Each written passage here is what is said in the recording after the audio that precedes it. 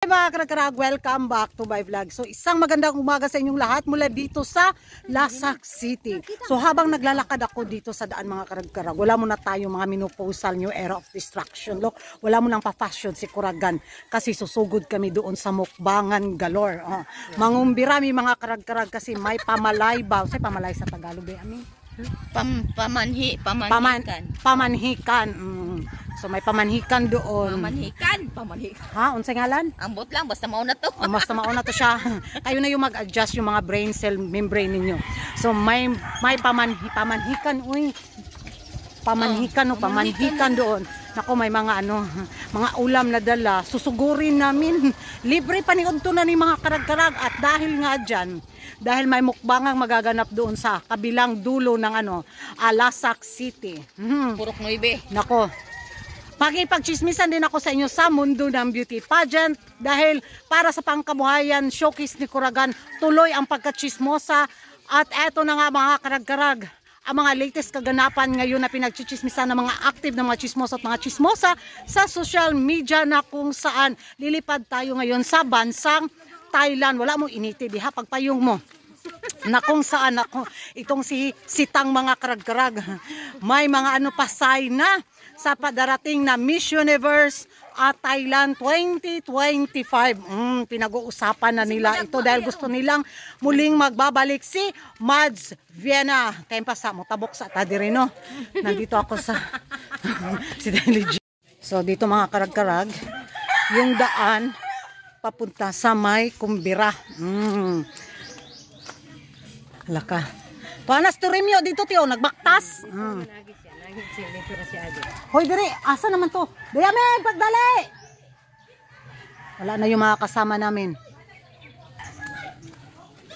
So may pamanhikan galore dito.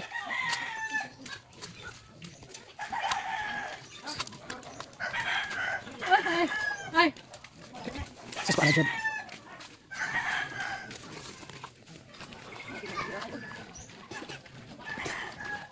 Parang Kumbira, doon banda ang Kumbira.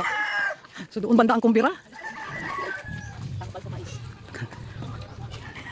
Mga Lasak, people of Lasak City, radyo talaga ang makikita mo dito mga karag-karag.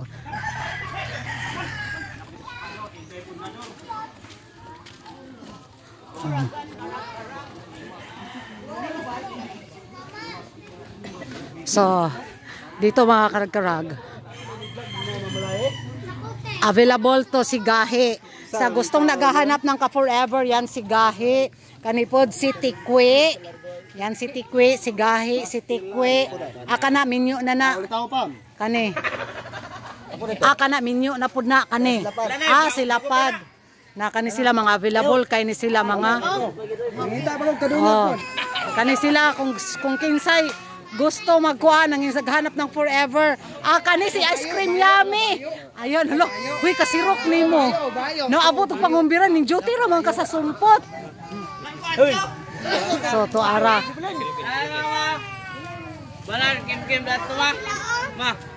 So, kakaibiganin ko si Ice Cream Yummy mga karag-karag kasi kalahi pala niya itong namanhikan.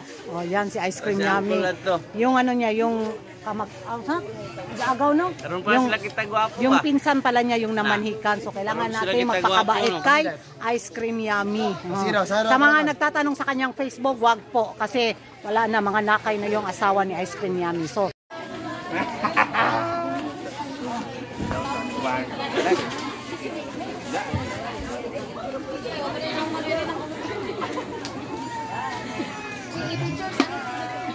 ba?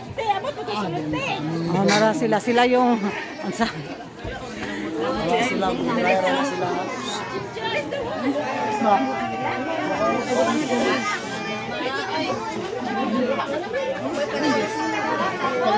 Pansum. So manate staring potong nga nga. Ito arang ice cream.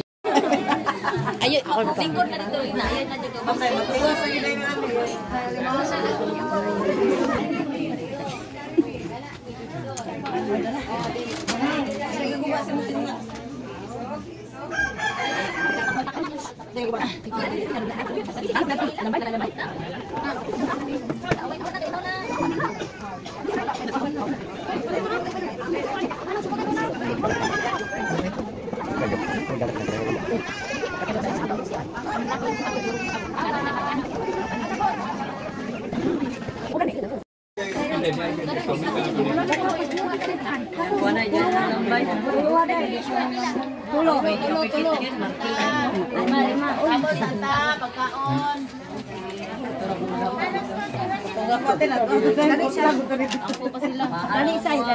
So yun ang mga karag-karag. Tapos na yung mukbangan doon sa pamanhikan. Busog ko puti na ko nakakaon og kuan ba. Lambay, ang sagay lambay sa Tagalog gaming. So ayun, may litson, wala. Tapos may mga humba, ang dami nilang ulam pero doon talaga ako sa lambay mga karag-karag. Anong kinain mo day aming? Dugo-dugo, sampay na. Sampay na. So yun, balik chismisan na tayo tapos ng chibugan. Eto na nga. Kalisod ba niyo eh? Nako, itong si Sitang mga karag-karag talagang nagbigay na daw ng sign kay Vena na muling itong pasalihin sa Miss Universe Thailand 2025. Baka si Vena na daw yung hinintay ng Thailand para sa pangatlong corona nila sa Miss Universe dahil may pasign nga si Sitang. Magiging reaction ko mga karag-karag, no? Ay, alam niyo naman, mula pa noon talaga, maka-Vena talaga ako. At kung sakaling si Vena man, yung ano ba, kung sakaling sasabak ulit siya sa Miss Universe Thailand 2025, why not? Coconut! Pero yung malaking tanong nito mga karag-karag, kasi may asawa na siya, di ba? At kung si Vena nga yung hinintay ng Thailand para sa kanilang pangatlong corona, so, na-support ko, support jug ko. Pero yung gusto na mga ibang mga bitaw, gusto nila si Jassy. Kasi full package daw si Jassy. Yung dating, first runner-up pa nila yun, si Jassy. So, I'm not sure, nakalimutan ko na. Ang dali kasi nilang kalimutan ba sa mga kandidata bitaw sa Miss Universe Thailand pageant. Liba na lang talaga kung big fan ka ng kanilang kandidata like Vena. Ay, gikutasan ko dire.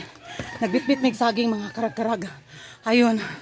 So, yun nga mga karag-karag. Kasi gusto ni Sitang si Vena kasi nga fighter talaga. At iningkayat niya lahat ng mga fighter.